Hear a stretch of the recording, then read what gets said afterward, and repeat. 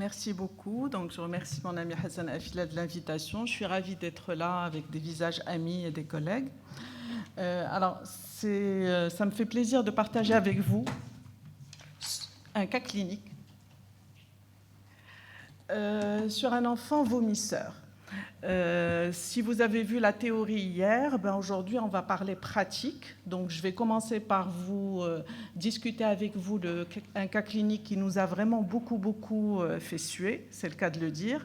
Donc on a failli perdre cette petite fille. Et puis après je vais discuter avec vous un petit peu théorie et vous expliquer un petit peu comment on fonctionne. Alors, ce qui est intéressant dans l'enfant somatiseur, c'est que justement, il est à l'intersection de nos deux disciplines respectives.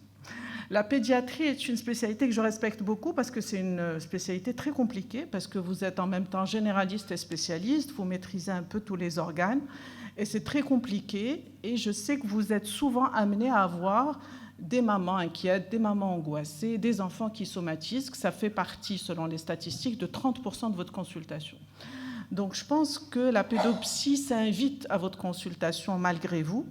Et justement, le trouble psychosomatique illustre bien ce croisement des deux disciplines. Parce qu'on a les deux tableaux. On a le versant médical et le versant psychologique qui peuvent être articulés et qui le doivent pour qu'on comprenne bien le cas. On ne sépare pas la psyché et le soma. La psyché s'exprime par le soma et le soma exprime la psyché. Et c'est leur union qui fait l'union psychosomatique. Alors, il faut faire la différence avec les conversions et l'hystérie. Les enfants qui s'évanouissent, qui deviennent aveugles, qui ne marchent plus, ça, c'est une conversion, c'est un sujet qui s'exprime par son corps. Le somatique, il souffre vraiment, le psychosomatique, dans son corps, mais c'est aussi une expression du psychisme. C'est pas simple. Donc, justement, le psy dépend des observations du pédiatre. Le pédiatre dépend du psy pour donner du sens à ce qu'il voit et qui, a priori, n'a pas de sens par rapport à ce qui est organique. Et donc, pour être un pédiatre qui évalue le psychisme, il faut, dans la consultation, regarder l'interaction, la dyade, quelle relation parent-enfant, regarder le développement de l'enfant et regarder le comportement de l'enfant dans le cas de la consulte. Alors, un petit tableau sur tous les troubles qu'on nomme psychosomatiques avant de rentrer dans le vif du sujet. Donc on a quand même beaucoup de la pédiatrie. Les maladies allergiques, les retards de croissance, les coliques, insomnie, les ruminations, les vomissements, l'oncoprésie, l'asthme, les bronchites à répétition, les angines à répétition, les otites à répétition, le spasme du sanglot, mais aussi l'eczéma, l'urticaire, la pelade, le psoriasis. Donc sont considérés comme des troubles psychosomatiques. Ça ne veut pas dire que l'origine elle est psychique, ça veut dire que c'est les deux. Et que c'est important, justement, dans la prise en charge, de prendre en charge les deux. Donc voilà notre petite patiente, que je vais nommer A, pour respecter l'anonymat, qui avait 8 ans, au moment où je m'en suis occupée, qui est la troisième d'une fratrie de 3, qui a priori avait eu des interactions précoces, un développement psychomoteur et langagier sans particularité, et qui était suivie par mon ami et collègue, professeur Chafei, qui est aussi donc spécialiste en gastro, qui avait diagnostiqué une intolérance au gluten à l'âge de 6 ans, devant la clinique, la sérologie, la biopsie, l'amélioration de la sérologie après le régime, donc vraiment quelque chose qui est clairement diagnostiqué. Et puis qui a été hospitalisé à l'âge de 8 ans pour des crises douloureuses abdominales, souvent intenses, depuis 3 semaines, elle vomissait absolument tout, ne mangeait rien, elle n'avalait même plus sa salive, donc elle crachait absolument tout. Il y a eu une amélioration après les 15 jours d'hospitalisation, je n'avais pas encore vu la patiente, il y a eu un traitement médical, mais quelques jours après la sortie, rechute gravissime et réhospitalisation dans le même tableau avec dénutrition.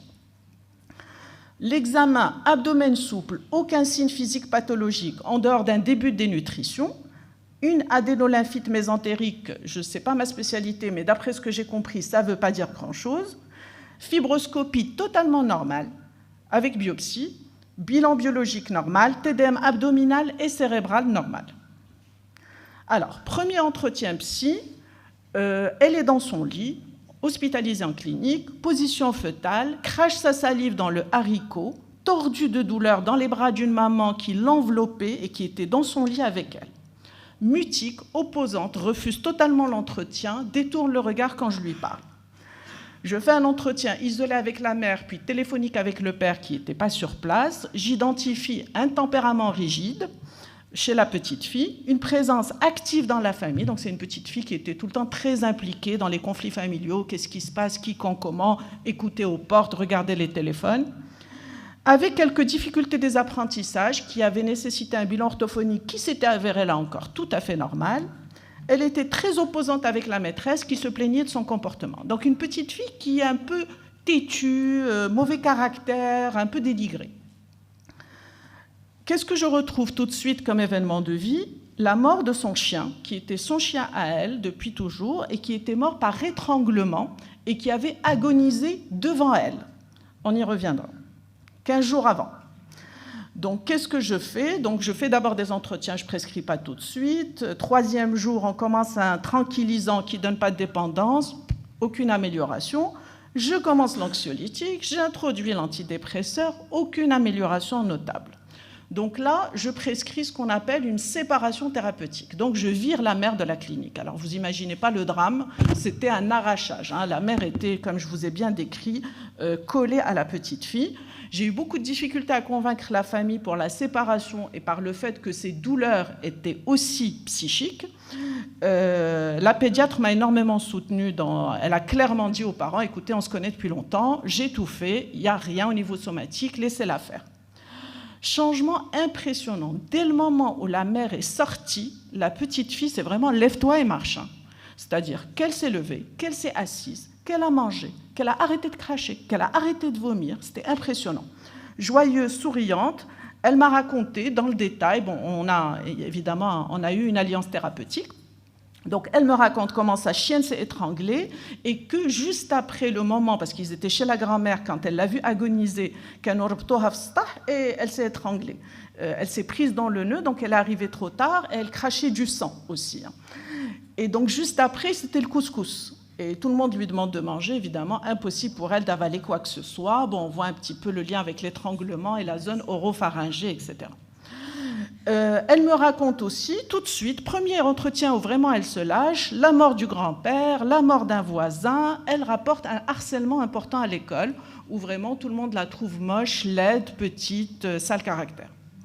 Donc une alliance thérapeutique, elle ne vomit plus, elle accepte de manger, quitte la chambre, m'accompagne dans l'espace de jeu. On a eu un moment, c'était impressionnant. C'est une petite fille, alors elle a un petit retard de croissance, donc elle fait vraiment toute petite et elle est très maigre parce que là, elle était en dénutrition. Donc vous imaginez en train de descendre dans les escaliers pour la descendre à la salle de jeu.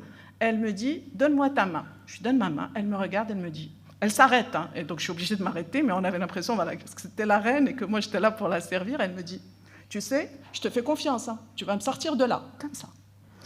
Impressionnant, froid dans le dos. Mais une maîtrise et un contrôle chez cette petite fille, vous allez voir, elle va nous en faire voir de toutes les couleurs, c'est pas fini. Donc, je commence les visites au fur et à mesure de la mère, du père, 1 heure par jour, si elle vomit pas, etc. 2 jours après, rechute catastrophique, douleur abdominale, tordue. Alors, il faut voir comment elle fait. Elle est tordue de douleur et elle régurgite elle-même. Elle fait... Elle-même, elle sort le vomissement, c'est actif, c'est-à-dire si je ne l'avais pas vu, j'aurais pas dit. Intense, vomi, crachat, elle refuse d'avaler même sa salive, elle demande le haricot, sinon elle crache sur les infirmières, elle insulte tout le monde, alors il faut voir. Elle réclame la mère, elle me dit, quand je viens la voir, elle ne veut plus me parler, elle me dit, tu n'as pas le droit, j'ai 8 ans, tu n'as pas le droit de me séparer avec ma mère, pour qui tu te prends? 2 jours après. Donc, moi, le cadre strict, mise en place de la sonde nasogastrique. Je lui dis, très bien, tu n'as pas réussi, c'est pas grave, pas dans le compte transfert. Mais on va t'aider, je ne peux pas te laisser mourir. Moi, je suis médecin, j'ai juré d'aider et pas de laisser mourir. Donc, sonde nasogastrique pour au moins passer les médicaments, les anxiolytiques, et puis renutrition mise en place. Elle vomit malgré la sonde, elle crache malgré la sonde, opposante, elle ne me parle plus quand j'arrive, elle détourne la tête, elle me dit, tu peux sortir. Très difficile de convaincre la famille de maintenir la séparation thérapeutique à tout. Donc, contrat strict, je fais une balance vomissement-visite. Alors, il faut savoir que ce contrat, il est décrit nulle part dans la littérature. J'ai inventé, j'ai créé, j'ai cherché partout. Je pense que ça faisait longtemps que je n'avais pas fait autant de revues de la littérature que pour cette petite fille, parce que je la voyais partir, ils avaient déjà programmé le bloc pour faire une stomie. Et évidemment que moi-même, je doutais. Je me disais, mais qu'est-ce que je suis en train de faire? Parce que d'habitude, on fait un contrat de poids pour les anorexiques, comme ça, prise de poids, séparation, qui marche très bien. Et donc, vomissement chez une petite fille de 8 ans comme ça, j'ai vraiment inventé, c'est quelque chose que je vais publier. Donc, entretien thérapeutique quotidien avec la petite fille, guidance avec la famille, visite régulière. Le cadre, j'ai vraiment tenu le cadre, c'était dur pour tout le monde. Tout le monde faisait des cauchemars de cette petite fille. Le chef, il m'appelait 4 fois par jour. Je lui ai dit, tu arrêtes de me harceler. Vraiment, tout le monde était à cran. Les infirmiers, très sympas avec moi au début. Dès que j'arrivais, ils commençaient à tirer la tronche. Qu'est-ce qu'elle va nous faire encore? Parce que vraiment, la petite fille, il faut voir, les vomissements énormes sur tout le lit, sanglants, bilieux, 4 fois par jour. Tout le monde en avait marre, l'équipe de la clinique ne croyait plus du tout en ce que je faisais. Donc c'est important tout ça, parce que je vais vous parler du travail institutionnel dans ces cas-là. Donc, j'ai prescrit un chien. J'ai dit, voilà, je veux qu'on achète un chien pour cette petite fille. Donc je commence à discuter avec elle, quel chien tu voudrais? Elle commence à s'attendrir, etc. Elle veut un husky blanc, on achète le husky. J'ai dit, il viendra te voir si tu vomis pas 2 jours. Donc vraiment du chantage. Mais bien sûr, beaucoup d'alliances thérapeutiques, travail sur l'estime de soi, thérapie en cours, etc. Reprise de nutrition normale, pas de crachat, pas de vomissement, tout va bien, on programme la sortie. Très vite. Le jour de la sortie, le père vient la chercher, elle vomit tout, tordue de douleur, au fond de son lit. L'alliance des parents, je l'ai perdue totalement, évidemment. Donc le père a dit, non, ça doit être quelque chose de récurrent, ça n'a rien à voir avec le psychique. Je veux les dosages de toutes les maladies rares qui existent dans le monde. Il instrumente tous les médecins, il va voir le directeur de la clinique, il va voir tout le monde. Ils font comme ça d'analyse, super cher, etc., qu'ils envoient à l'étranger. On doit attendre 3 semaines pour qu'ils reviennent. Alors je ne vous raconte pas, à ce stade, rupture de l'alliance. Je dis au père, écoutez, si vous ne pouvez pas rester à la clinique, je l'hospitalise dans le service chez moi en unité. C'est une petite fille qui, pour moi, il y a clairement une origine psychique. Maintenant, on va travailler ensemble avec les pédiatres, mais il me dit non, pas question. Donc, on a mis 3 jours où je ne partais plus la voir pour travailler l'alliance avec les parents. La pédiatre m'a soutenue, ils ont été d'accord, on a mis en place le contrat suivant.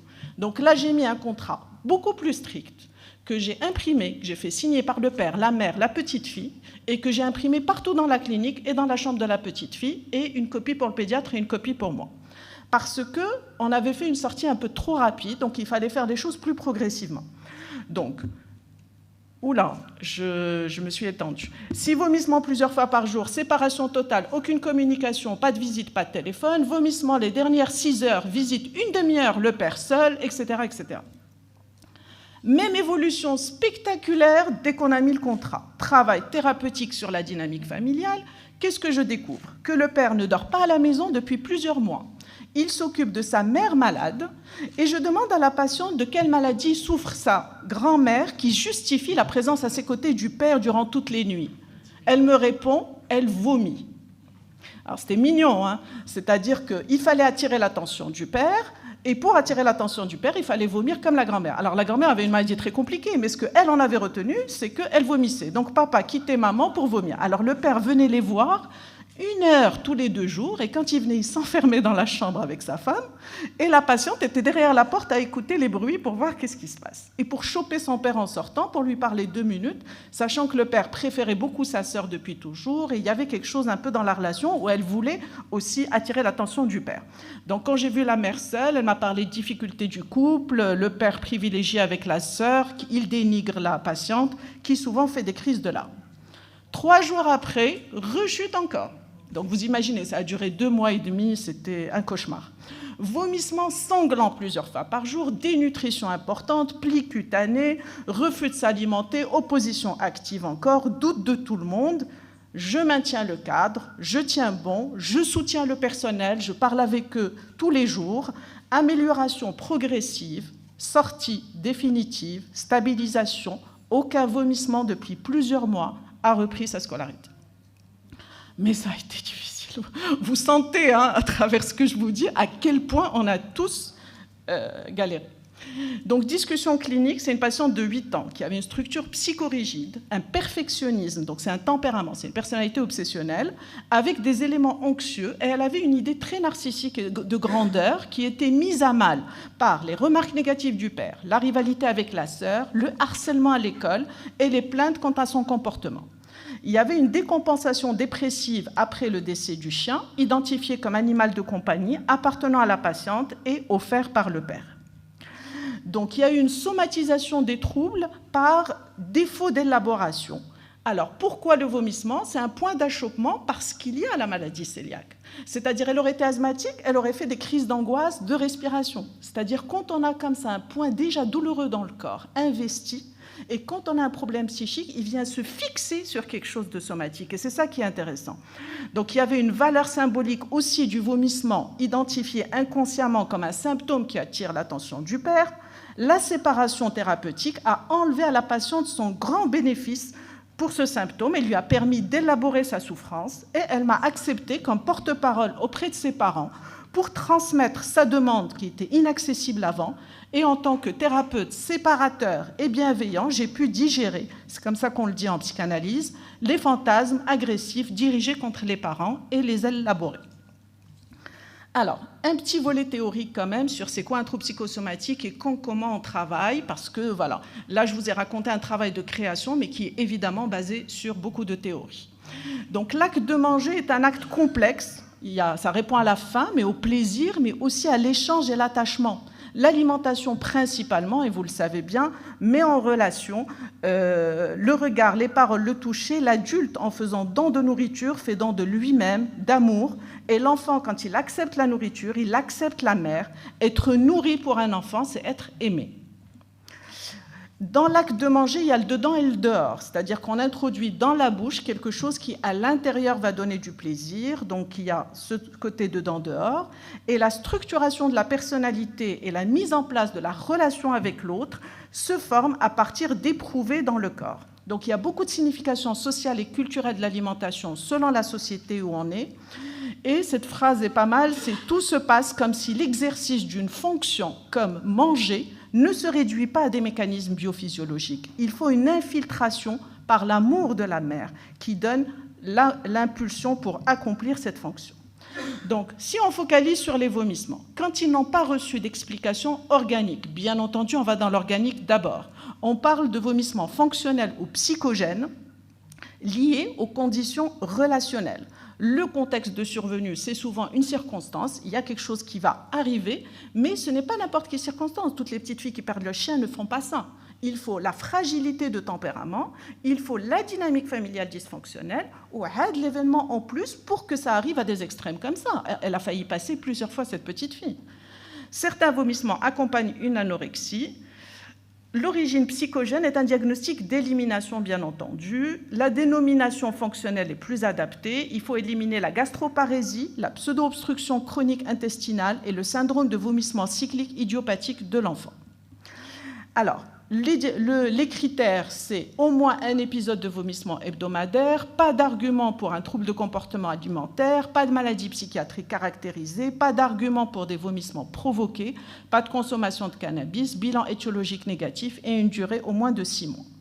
Alors, je vais passer sur ça. Comment se mettent en place les défenses psychosomatiques? Parce que c'est ça qui paraît étrange. Comment ça se passe? Donc, c'est une relation entre un équilibre somatique et le fondement psychoaffectif de la personnalité. Parce que dans le développement psychoaffectif de l'enfant, le somatique a une part importante.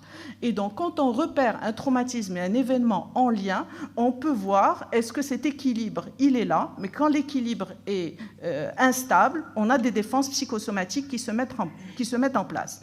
Et dans ce cas, il faut les deux, le traitement psychologique en plus du traitement médical. Donc, équilibre somatique, équilibre psychique, désorganisation psychique, désorganisation biologique.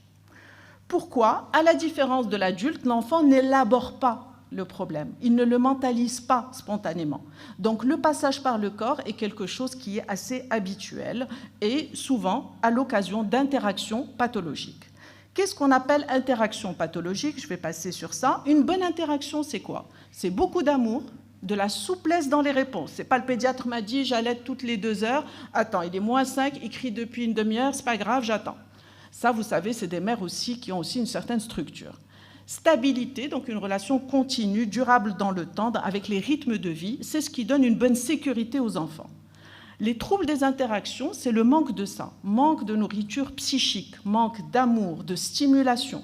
Il y a les carences graves, mais pas que. Il y a aussi trop d'excitation. Quand une mère est trop excitante, l'enfant ne sait plus se protéger de la mère. Regardez juste une interaction mère-bébé, la mère qui parle tout le temps, qui ne le laisse pas, à un moment, il se détourne et il hurle « Oh là là, tu me gaves !» Et c'est ça le truc, c'est vraiment la bonne distance dans la relation mère-enfant, et c'est pas simple. On sait que la parentalité, c'est quand même quelque chose de compliqué.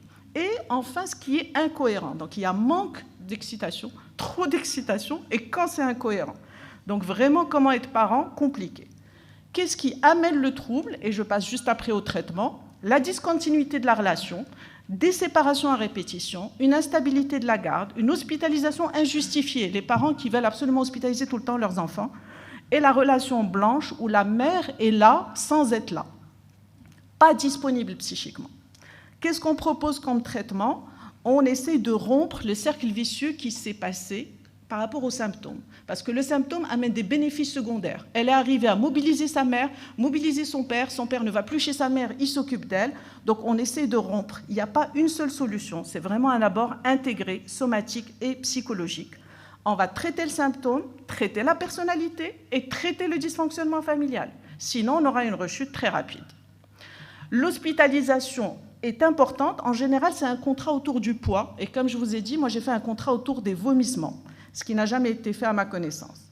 Et les fonctions du contrat, c'est que c'est une limite qui permet de mettre un cadre clair, exigeant, devant une petite fille elle-même très rigide. Et croyez-moi, elle cherchait toujours la petite bête dans le contrat. Et à l'intérieur du contrat, est très bienveillant et l'aider à sortir de son problème dans lequel elle-même, elle est coincée. La séparation thérapeutique, je laisserai les diapos pour que je ne puisse pas déborder sur le temps. La séparation thérapeutique est clairement une fonction qui aide énormément d'enfants à sortir de ce cercle vicieux. Elle a un aspect comme ça traumatique, surtout pour une petite fille de 8 ans. Là, il faut voir, à un moment, elle a pris sa couette et ses oreillers, elle s'est allongée dans le couloir, elle a dit « Je fais la grève, vous allez voir, on va fermer cette clinique, vous m'avez séparée de maman. » La petite fille, tout bout de chose, elle m'a vraiment, même pas 1 mètre de haut, elle nous a tous fait baver. Et la thérapie institutionnelle, il faut travailler avec les pédiatres, les infirmiers pour qu'ils me soutiennent. S'ils ne m'avaient pas soutenue, elle serait déjà en stomie, peut-être qu'elle aurait chopé un microbe, peut-être qu'elle serait morte. Ils ont pu me faire confiance, ça n'a pas été facile et je les comprends. Moi-même, j'ai eu des moments de doute complet. Donc, pas trop de psychotropes, ça aide, mais ce n'est pas ça le principal. La psychothérapie a une place importante et on implique beaucoup la famille. Donc c'est un trouble grave qui peut mettre en jeu le pronostic vital et c'est vraiment l'approche intégrée somatique et psychologique qui permet d'aider. Je vous remercie. Merci professeur Benjelloul.